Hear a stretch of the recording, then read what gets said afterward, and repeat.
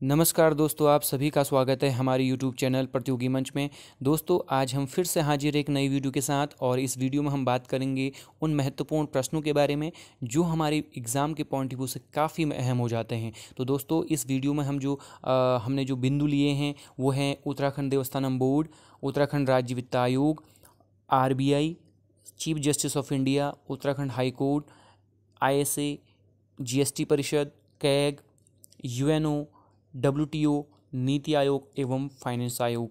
तो दोस्तों, एक प्रश्नों के एग्जाम्पल से हम समझते हैं कि किस प्रकार के क्वेश्चन यहाँ से पूछे जा सकते हैं। तो चलते हैं अगली अपनी स्लाइड पर।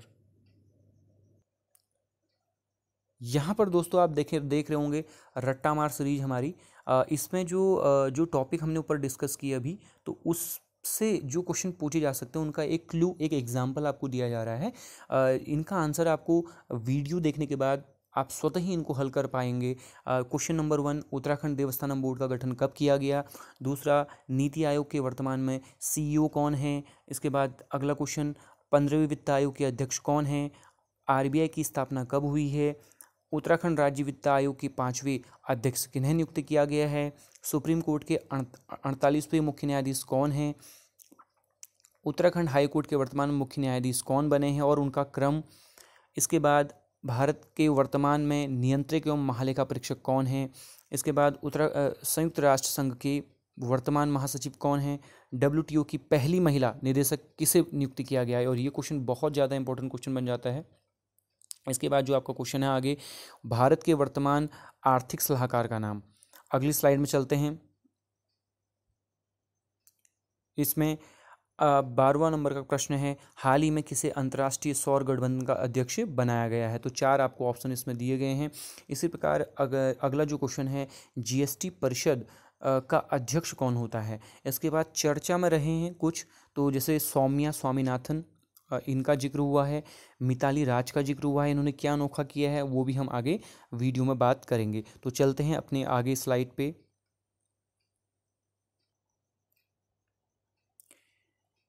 दोस्तों, इसमें हमारा पहला टॉपिक है उत्तराखंड देवस्थानम बोर्ड। काफ़ी इंपॉर्टेंट टॉपिक। इसमें से जो टॉपिक आपके जो क्वेश्चन पूछे जा सकते हैं इस टॉपिक से, उनको समझते हैं। सबसे पहले स्थापना को लेकर जो क्वेश्चन बन सकता है कि इस उत्तराखंड देवस्थानम बोर्ड का गठन कब किया गया है। तो आप डेट देख रहे होंगे 15 जनवरी 2020 को। तो 15 जनवरी 2020 को इसका गठन किया गया है। ध्यान रखेंगे आप लोग। और इसके जो अध्यक्षता है वो कौन करता है। तो आप ध्यान रखेंगे CM, जो चीफ मिनिस्टर हैं, वो इसके अध्यक्ष होते हैं। इसके अलावा जो ये एक्ट है, ये 2019 का एक्ट है। कब का एक्ट है? 2019 का एक्ट है। तो ये 3 क्वेश्चन आपके काफ़ी इंपॉर्टेंट हो जाते हैं। ये जो बोर्ड बनाया गया है वो मुख्यतः जो 4 धाम है हमारे, गंगोत्री, यमुनोत्री, केदारनाथ और बद्रीनाथ, और उसी के साथ साथ जो अन्य मंदिर हैं, ठीक है, टोटल जो हैं आपके 51 मंदिर, तो इनका जो प्रबंधन है, ठीक है, उसको बेहतर करने के लिए ये बोर्ड गठित किया गया है। और इसको लेकर काफ़ी जो है विवाद भी रहा।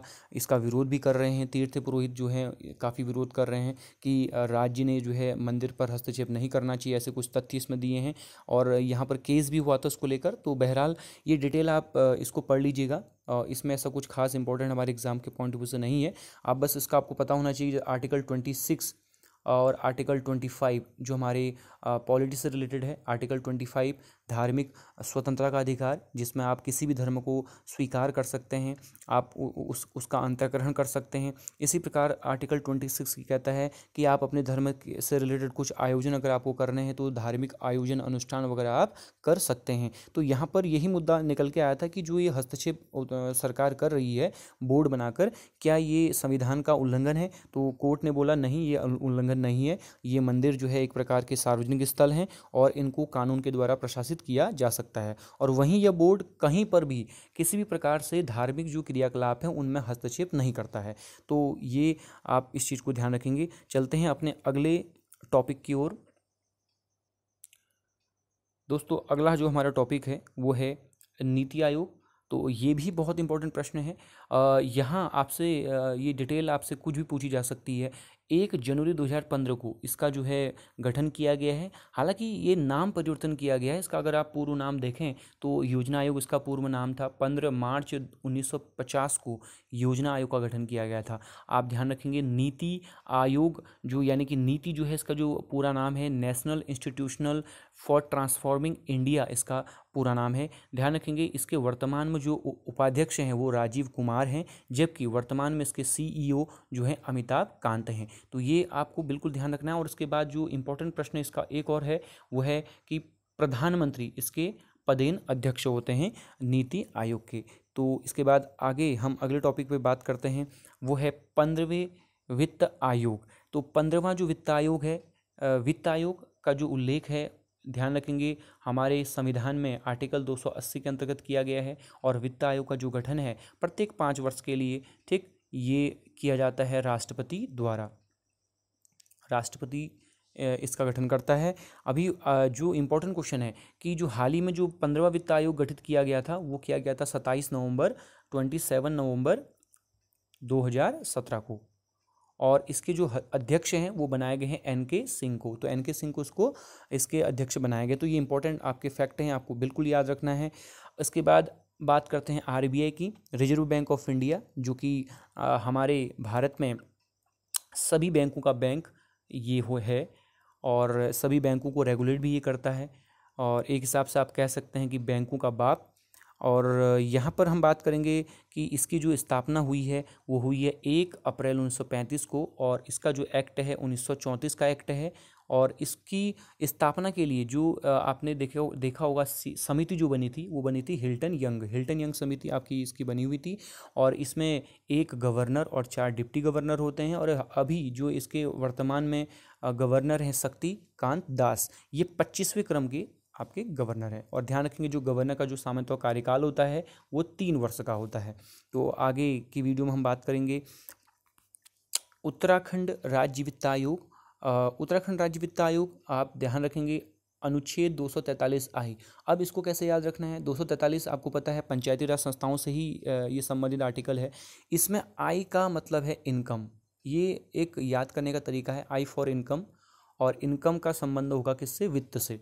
तो 243 आई इसका संबंध है उत्तराखंड राज्य वित्त आयोग से। ये संविधान में इसका जो है जिक्र है राज्य वित्त आयोग का। और वहीं अभी इसके वर्तमान में जो 5वें इसके जो अध्यक्ष बनाए गए हैं वो इंदु कुमार पांडे को बनाया गया है। किसको बनाया गया है, इंदु कुमार पांडे को।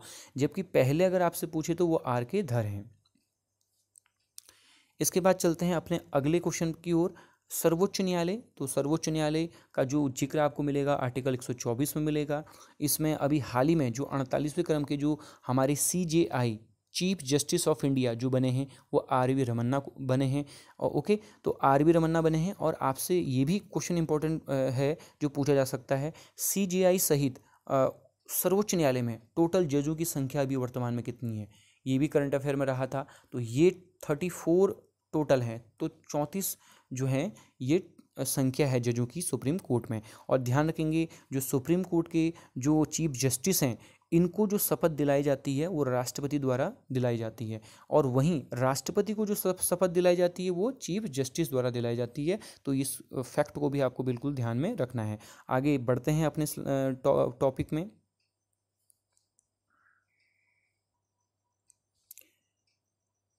अगला है इसमें उत्तराखंड उच्च न्यायालय के मुख्य न्यायाधीश। तो उच्च न्यायालय के जो मुख्य न्यायाधीश बनाए गए हैं रघुवींद्र सिंह चौहान को बनाए गए हैं। और ये हैं 11वें क्रम के, आप ध्यान रखेंगे 11वें क्रम के हैं। और वर्तमान में जो जजों की जो संख्या है, जो सैंक्शन जो पोस्ट है, परमानेंट जो पोस्ट हैं उत्तराखंड उच्च न्यायालय में वो कितने हैं, 9 हैं। वो कितने हैं, 9 हैं। आप एडिशनल वाले जो जज हैं उनको काउंट नहीं करेंगे। आगे बढ़ते हैं। भारत के वर्तमान में कैग नियंत्रक एवं महालेखा परीक्षक कौन है, तो वो हैं गिरीश चंद्र मुर्मू। और एक और क्वेश्चन आप बिल्कुल ध्यान रखेंगे कि कैग का जो कार्यकाल है 6 वर्ष या 65 वर्ष जो भी पहले हो ये होता है। इसको आप बिल्कुल रिमाइंड करेंगे। आगे बढ़ेंगे हम अगले क्वेश्चन की ओर। संयुक्त राष्ट्र के वर्तमान में महासचिव का नाम, तो ये है एंटोनियो गुटरेस। तो एंटोनियो गुटरेस हैं, ये महासचिव हैं वो वर्तमान में। और आप ये याद आपको होना चाहिए कि संयुक्त राष्ट्र जो है उसकी जो स्थापना हुई है 24 अक्टूबर 1945 को हुई है, और इसका जो मुख्यालय है वो है न्यूयॉर्क में। कहाँ है? न्यूयॉर्क में। आप इसको आगे देखेंगे, इसकी जो नियुक्ति है, महासचिव की जो नियुक्ति है वो सुरक्षा परिषद जो है, ये आप ध्यान रखेंगे संयुक्त राष्ट्र का ही एक अंग है। आगे हम वीडियो में कभी अच्छे से डिटेल से बात करेंगे, पूरे यूएनओ को जो है हम यहाँ पर डिस्कस करेंगे अगले वीडियो में। तो सुरक्षा परिषद की सलाह पर महासभा द्वारा 5 वर्ष हेतु इसका जो है अपॉइंटमेंट किया जाता है। और इसी यूएन की जो जनरल असेंबली है जिसको हम महासभा कह रहे हैं, 1953 में भारत की जो विजय लक्ष्मी पंडित है वो इसकी अध्यक्ष रही है। तो ये भी प्रश्न आपसे पूछा जाता है। आगे हम बात करेंगे,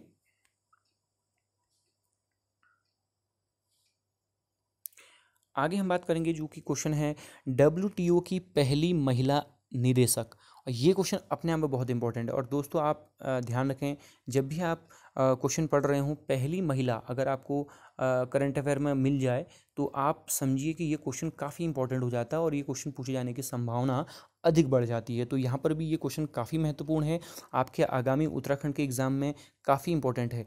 एंगोजी ओकोंजो इवेला, तो कौन बने हैं? एंगोजी ओकोंजो इवेला, ये है नाइजीरिया की, ठीक है, अफ्रीका महाद्वीप का ये देश। और आप इसके अतिरिक्त आपको याद रखना है कि WTO जो कि आपकी सिलेबस में भी दिया गया है, इकोनॉमी में आप देखेंगे, इसके बारे में भी हम कभी अच्छे से अलग से एक वीडियो बनाएंगे और वहाँ अच्छे से इसको हम डिकोड करेंगे। तो यहाँ पर आपको बस इतना याद रखना है अभी फ़िलहाल कि 1 जनवरी 1995 को इसका जो है इसकी स्थापना हुई है और 164 इसके वर्तमान में सदस्य हैं। इसके बाद अगले क्वेश्चन की ओर बढ़ते हैं, जो है भारत के वर्तमान में आर्थिक सलाहकार कौन है? तो आर्थिक सलाहकार हैं KV सुब्रमण्यम। तो KV सुब्रमण्यम हमारे अभी वर्तमान में भारत के आर्थिक सलाहकार हैं। ध्यान रखेंगे, अभी ये जो अभी बजट रखा गया था तो उसमें काफ़ी हाईलाइट हुआ था इनका नाम। और आपको पता है जो बजट है, बजट जो बनाता है वो वित्त मंत्रालय बनाता है। वित्त मंत्रालय का कौन सा विभाग बनाता है? तो इसको भी आप समझ लीजिए, आर्थिक मामलों के विभाग। आर्थिक मामलों का जो विभाग है वो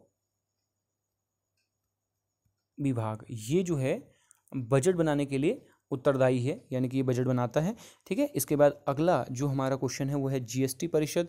तो ध्यान रखेंगे GST परिषद, इसका उल्लेख संविधान के आर्टिकल 279 में इसका उल्लेख किया गया है और इसकी अध्यक्षता कौन करता है? वित्त मंत्री। तो ध्यान रखेंगे GST परिषद, इस GST काउंसिल की जो अध्यक्षता है वित्त मंत्री द्वारा किया जाता है। आर्टिकल 279 में इसका जिक्र किया गया है। और ये जो परिषद है, ये जो हमारा GST लागू किया गया था, ध्यान रखेंगे जो GST हमारा कानून था ये लागू हुआ है 1 जुलाई 2017 को। तो पूरे देश में 1 जुलाई 2017 को लागू हुआ है। GST क्या है? GST एक प्रकार का अप्रत्यक्ष कर है। कैसा कर है? एक प्रकार का इनडायरेक्ट टैक्स है, ओके। और इसमें ये दिया गया है कि पेट्रोलियम, तंबाकू उत्पाद, बिजली और शराब इत्यादि जो उत्पाद हैं इनमें अभी GST नहीं लगता है, ओके। इसमें जो राज्यों का जो वैट है या उत्पाद जो शुल्क है ये अभी वसूले जाते हैं। आगे हम बात करेंगे चर्चा में रहने वाले। तो चर्चा में रहने वाले जैसे आपने देखा होगा इसमें डॉक्टर अजय माथुर अंतर्राष्ट्रीय सौर गठबंधन के अध्यक्ष को बनाया गया है, ओके। तो अंतर्राष्ट्रीय जो सौर गठबंधन है ISA को आप समझिए, अंतर्राष्ट्रीय सौर गठबंधन, इसकी जो स्थापना की गई है ये की गई है 30 नवंबर 2015 को। आपको मैं ले जाता हूँ पेरिस, तो आप देखिएगा, इसको याद रखना है आपको। अब हम बात करेंगे, मैप में जाएंगे और ये मैप में आप देखेंगे, ये आपको दिख रहा होगा पेरिस, फ्रांस और इसकी राजधानी पेरिस। तो पेरिस में हुआ था जलवायु समझौता। ये जलवायु समझौता हुआ था 2015 में, ओके, जिसको आप बोलते हैं COP21। इस COP21 में मोदी जी और फ्रांस के सहयोग से एक नई संस्था का जो है यहाँ पर गठन करने का प्रस्ताव रखा गया, जिसको बोलते हैं इंटरनेशनल सोलर अलायंस, ओके। तो ये उन तमाम देशों का संगठन है जहाँ लगभग 300 दिन या वर्ष भर धूप रहती है। तो यहाँ इस संगठन के माध्यम से जो सोलर एनर्जी है उसको बढ़ावा दिया जाएगा। तो ये ध्यान रखेंगे। इसका जो हेडक्वार्टर है, इस ISA का जो हेडक्वार्टर है 2016 में गुरुग्राम में बनाया गया है, गुरुग्राम हरियाणा, यहाँ ये बनाया गया है। तो चलिए वापस चलते हैं अपनी स्लाइड की ओर। इसमें जो अगला जो है सौम्या स्वामीनाथन, ये हैं WHO की महिला, ठीक है, ये हैं WHO की जो है मुख्य वैज्ञानिक, ये हैं वर्तमान में सौम्या स्वामीनाथन, और काफ़ी ये न्यूज़पेपर में इनका नाम हाईलाइट हो रहा है। WHO को आप ध्यान दिमाग में रखें, बिल्कुल। WHO की जो स्थापना हुई है वो हुई 7 अप्रैल 1948, ओके। और WHO का जो हेडक्वार्टर है उसको भी आप देखिए, इसका हेडक्वार्टर कहाँ है।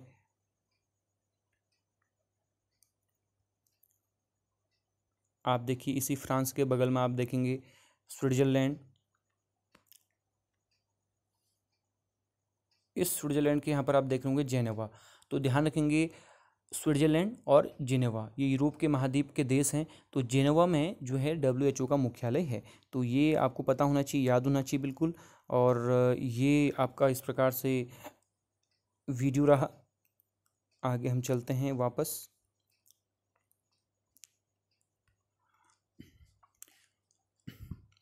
और मिताली राज के बारे में हम बात करेंगे। मिताली राज अभी पहली महिला बन गई है जिन्होंने 10,000 रन पूरे किए हैं। तो ये भी आपसे क्वेश्चन इंपॉर्टेंट है, ठीक है। तो ये भारत की पहली महिला ओवरऑल जो क्रिकेट में 10,000 रन पूरे करने वाली, ठीक है। विश्व की सेकंड है, ये आपको याद रखना है। इसके बाद आपके लिए क्वेश्चन दिया गया है, question of the day, Uttarakhand की पहली महिला राज्यपाल का नाम। इसे आपको कमेंट सेक्शन में लिखना है इसका आंसर, ओके। तो ये आपका इस प्रकार से टॉपिक रहे आज के। आई होप आपको ये हमारा प्रयास काफ़ी पसंद आ रहा होगा और हमारा ये वीडियो आपको बहुत पसंद आया होगा। अगर हमारी वीडियो आपको पसंद आई होगी तो ज़रूर हमारे वीडियो को लाइक कीजिए, सब्सक्राइब कीजिए हमारा चैनल। आप सभी का बहुत बहुत धन्यवाद। Thank you.